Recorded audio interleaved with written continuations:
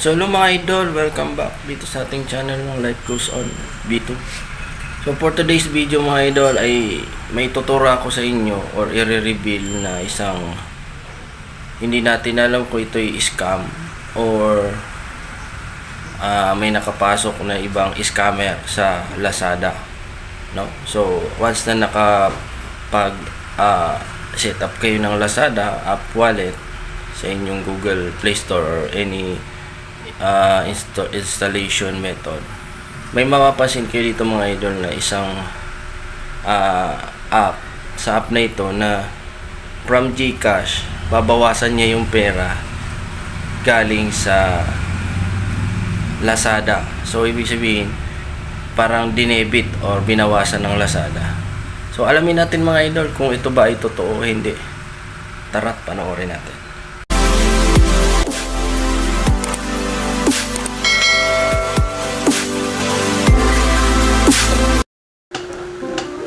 So ito na nga mga idol, i-review na natin ito si Lazada app wallet papunta sa GCash and GCash to app wallet. Ano nga bang nangyari mga idol? Bakit nagkaganito? Before that, ang gagawin natin dito, gagawin natin muna ay install muna natin ito si Lazada. Okay? So yung aking kasi naka-install na, so update ko na lang siya. So once napunta kayo ng Play Store mga idol, gawin nyo dyan ay download. Okay, so download lang, ganun lang gagawin mo mga idol. So after nyo yan na ma-download, ma-install ang app ng Lazada, ay pwede na kayong bumili dyan ng kung ano-anong item. But before that, stop muna tayo sa pagbili, ay ating alamin bakit nagkaganito ang balance natin sa Lazada. Actually mga idol, nawala ang ating pera, kinuha ng Lazada, no? So paano nangyari? Ito na yon. So pansinin nyo dito sa transaction history mga idol, wala siya. Ibig sabihin ng wala, hindi siya pumasok yung dinebit na pera. So 4 na beses siya mga idol na nag-debit. Mamaya alamin natin sa GCash. So dapat dito muna tayo sa Lazada, tingnan natin yung information. So actually dito nakabind kasi dito ang Lazada wallet, kaya siguro possible na nangyari, binawas. So alam nyo ang ibig sabihin ng bind mga idol?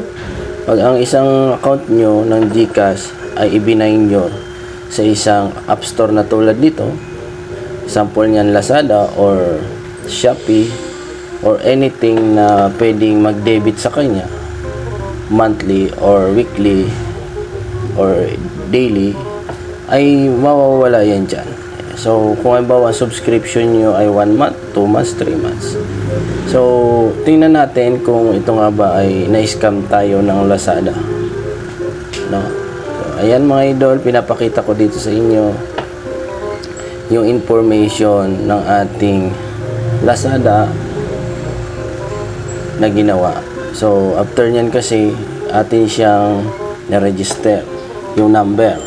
So yung number na yun naka-register din sa GCash wallet.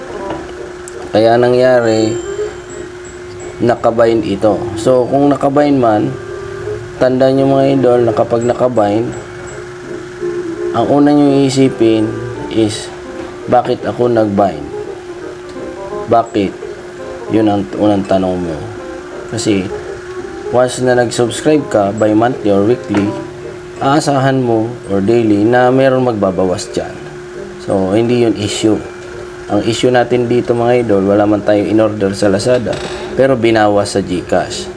So ito na, tingnan natin ang balance sa, pero bago yan tingnan muna natin sa Lazada. So wala sa transaction history mga idol, oh, dapat niyan mga idol, meron yan, no, na unang-una lalabas doon. So bisitahin nga natin itong ating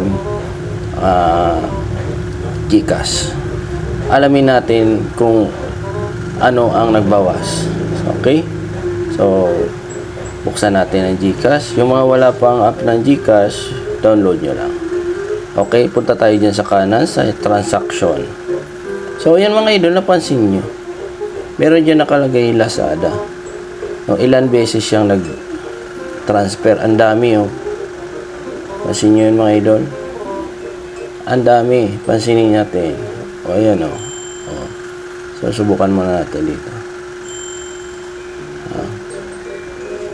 Kaya ang ginawa ko mga idol, itinansfer ko agad ang pera sa kabilang account.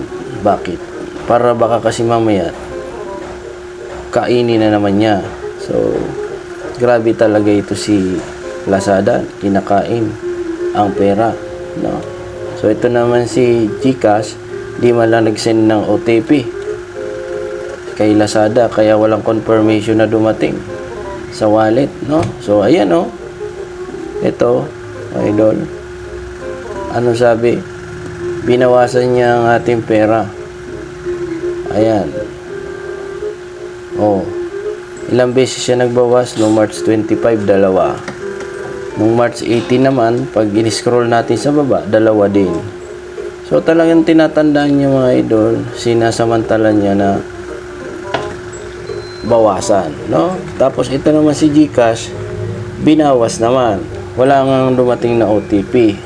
So, ang tingin ko dito mga idol, may itong nakalagay na Lazada na nagsabi dito na binawas daw ni Lazada. Parang hindi si Lazada ang gumawa nito. Bakit?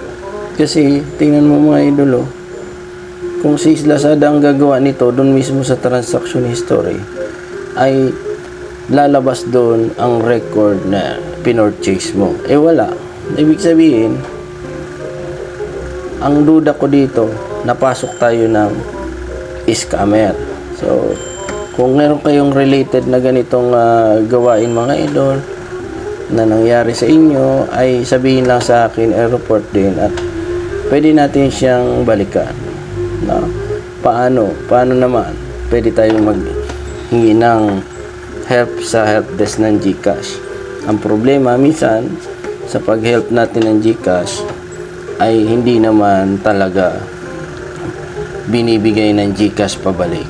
So, warning sa ating lahat na bago tayo mag-send, pag-aralang mabuti, kilalanin ang pagsisendan. Kasi tulad nga nito mga idol, once na na-send na yan ng GCash, di na yan ibabalik sa iyo. So, napakasaklap, no? Ng mga pangyayari sa buhay, oh. So, dito, tinitingnan natin mga idol sa Lazada kung merong binaid sa wallet kung bakit siya nagbawas. Wala naman. So, malinaw na malinaw sa atin mga idol na yung pagbabawas ng ano na yan, Lazada, pinaginawa na lang, kinuha lang niya ang pangalang Lazada pero hindi man siya talagang gumawa. No? Ibig sabihin, clean dito si Lazada, walang ginawa si Lazada. Ang GCash naman, nagbawas. May authority ang GCash na magbawas pero hindi naman siya nagpadala ng OTP, nawala ang pera. So, responsibility ito ng GCash pa rin. Idol, ano?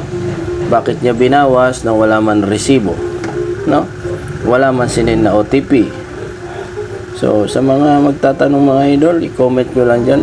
Don't skip this ad para mapanood nyo kung bakit, kung meron kayong ganitong senaryo, ay may share nyo rin, no? So, sa pagbibili naman ng ating mga products dyan kay Lazada, it's better not to buy in your GCash. Okay? Huwag nang mag-buy ng GCash, kundi cash on delivery parati ang ating order para sureball tayo na pagdating ay makukuha natin, mababayaran ng tama. So, ayan mga idol, no? Salamat sa inyong panonood. Sa araw na ito ay may natutunan na naman tayo. Goodbye and God bless you all.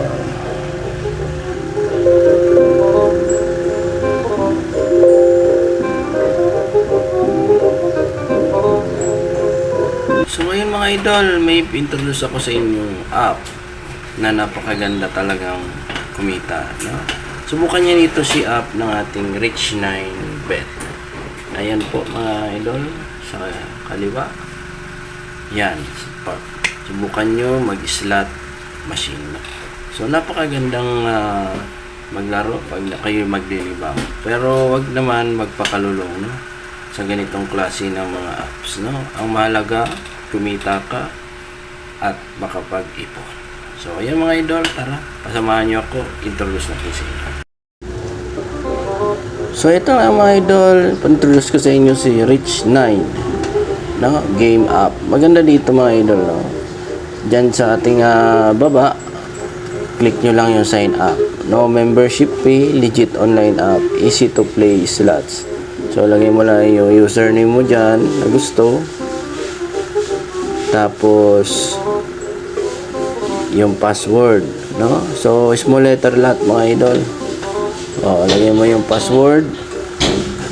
Tapos, gamitin ang aking referral ID. Ayan ang ating reference ID. IFF 50465. So, ayan mga idol, no? Gamitin nyo lang yan. Tapos, click now, register, sign up. Okay? So, thanks for watching. Bye-bye.